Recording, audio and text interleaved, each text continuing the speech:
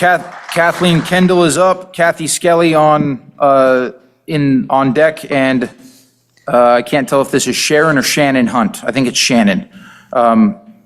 Shannon or Sharon, I hope you know who you are. Kathleen. Good evening. My name is Kathleen Kendall. I'm a retired special education resource specialist. Currently, I'm an employee of our local public library, and I serve on the board of PFLAG Florence. PFLAG is a national organization of families and allies of the LGBTQ+ community. We are fortunate to have an active chapter here in Florence. When I heard of a book challenge at the high school, I bought the award-winning book and read it. I assumed it was being challenged because of LGBTQ+ themes, but I found that was just a very small part of the story. The main character struggles with his religion, his race, dysfunction at home, and his identity.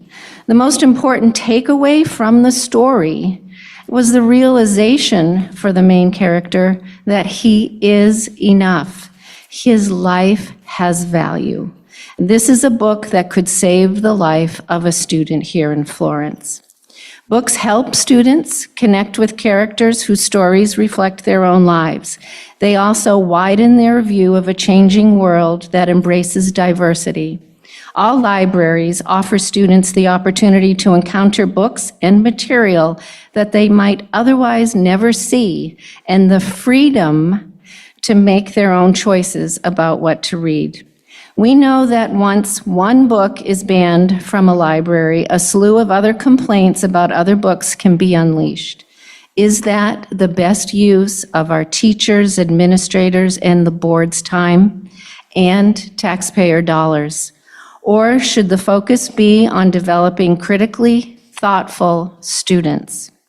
The district has appropriately trained professionals in place who choose and review materials objectively, considering the educational, academic, literary, and artistic values of each item.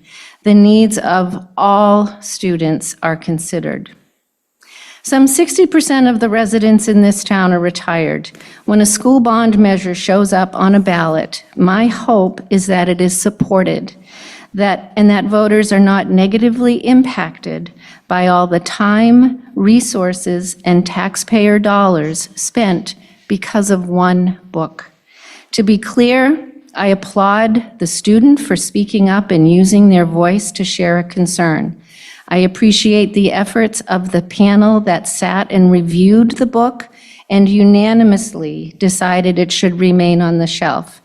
I appreciate the board members agreeing to read the book in its entirety before making a decision. Denying young people the freedom to explore books, often because of a single controversial passage taken out of context, will limit not only what they can learn, but who they can become. Thank you. Thank you.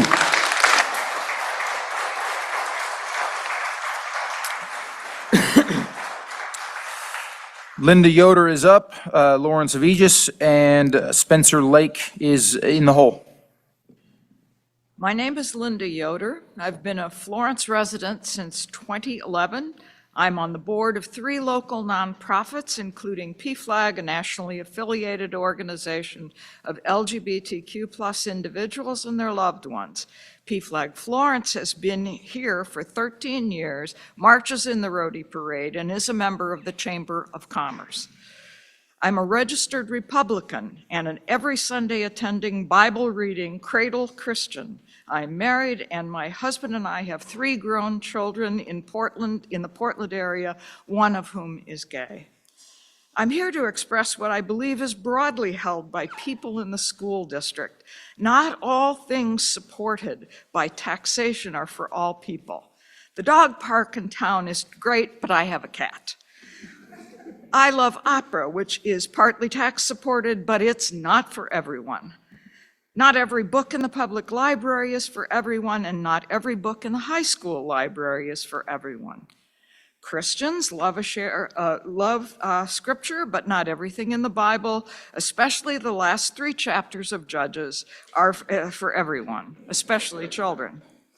But Christians believe that they were created and shown love by their Creator, who demanded in turn that we love our fellow creatures. Part of doing that, from John Wesley, the founder of Methodism, is to do no harm. By answering a challenge to a book that is not required reading but is in the high school library, the board is trying to do just that, which is why I'm asking that the book be retained. I would not ordinarily fall on my sword for a graphic novel, but the book in question was carefully considered by a committee approved by the board before it was acquired.